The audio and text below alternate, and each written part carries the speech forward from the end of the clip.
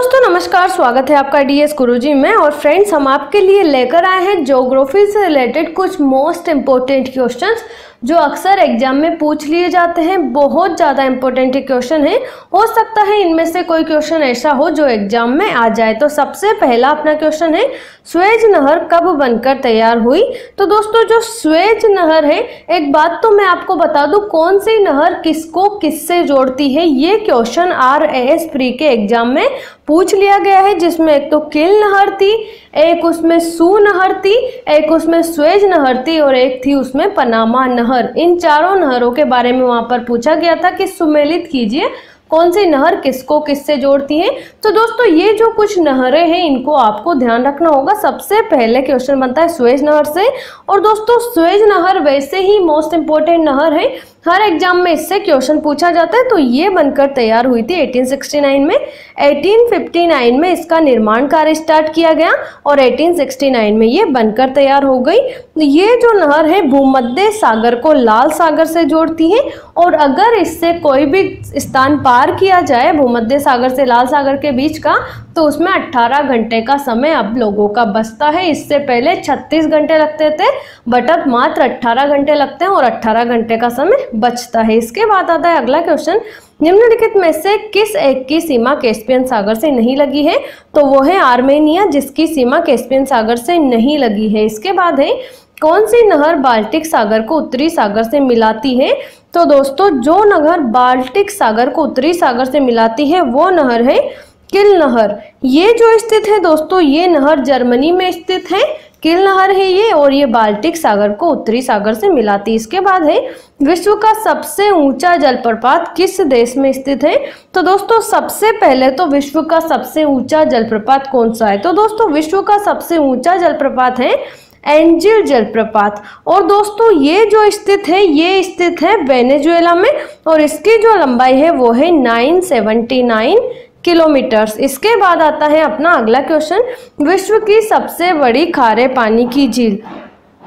तो दोस्तों विश्व की जो सबसे बड़ी खारे पानी की झील है वो है कैस्पियन सागर झील। ये जो है एशिया में स्थित है और दोस्तों ये सबसे ज्यादा पानी वाली भी झील है।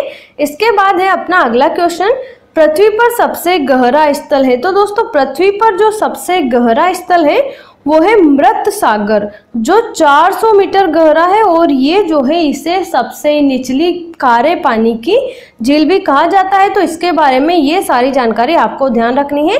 इसके बाद है, निम्नलिखित में कौन सी विश्व की सर्वाधिक गहरी झील है। तो दोस्तों विश्व की जो सबसे गहरी झील है वो है बैकाल झील, जो दोस्तों रशिया में स्थित है ये झील, और ये सबसे प्राचीन झील भी है बैकाल झील। इसके बाद आता है अपना अगला क्वेश्चन, विश्व में सर्वाधिक वर्षा वाला स्थान। तो दोस्तों विश्व में जो सर्वाधिक वर्षा होती है वो स्थान है दोस्तों मासीन राम, यहाँ पर सबसे ज्यादा वर्षा होती है।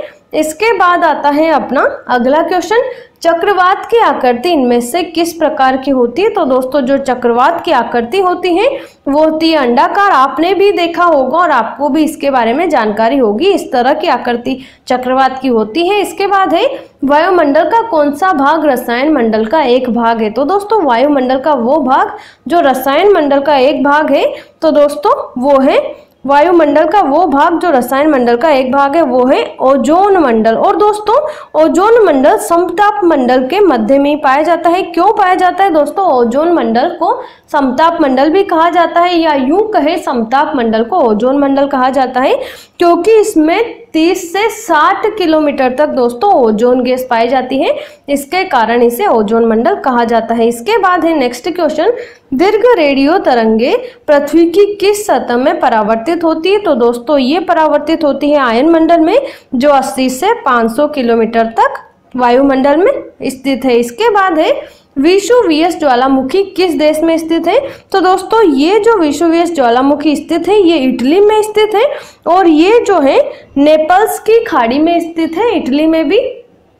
इसके बाद है, पठारी क्षेत्रों में विश्व की कितनी प्रतिशत जनसंख्या निवास करती है। तो दोस्तों 9% जनसंख्या इसमें निवास करती है। इसके बाद है, शांत पेटी किस रेखा के दोनों ओर पाई जाती है। तो दोस्तों ये जो है भूमध्य रेखा के दोनों ओर ये पाई जाती है शांत पेटी। इसके बाद है अगला क्वेश्चन, पृथ्वी के वायुमंडल का कितना प्रतिशत भाग 29 किलोमीटर की ऊंचाई तक पाया जाता है? तो दोस्तों ये भाग है 97% भाग, जो 29 किलोमीटर की ऊंचाई तक पाया जाता है। इसके बाद है वायुमंडल में सर्वाधिक मात्रा में विद्यमान अक्रिय गैस कौन सी? तो दोस्तों ये गैस है ऑर्गन, जो एक अक्रिय गैस है और वायुमंडल में सर्वाधिक मात्रा में विद्यमान है। इसके बाद है विश्व का सबसे ऊंचा पर्वत शिखर कहाँ स्थित है? दोस्तों विश्व का सबसे ऊंचा पर्वत शिखर, इसके बारे में तो आपको भी मालूम होगा कौन सा है, तो बताइए दोस्तों, कमेंट बॉक्स में बताइए। तो दोस्तों विश्व का जो सबसे ऊंचा पर्वत शिखर है वो है माउंट एवरेस्ट, जो नेपाल में स्थित है।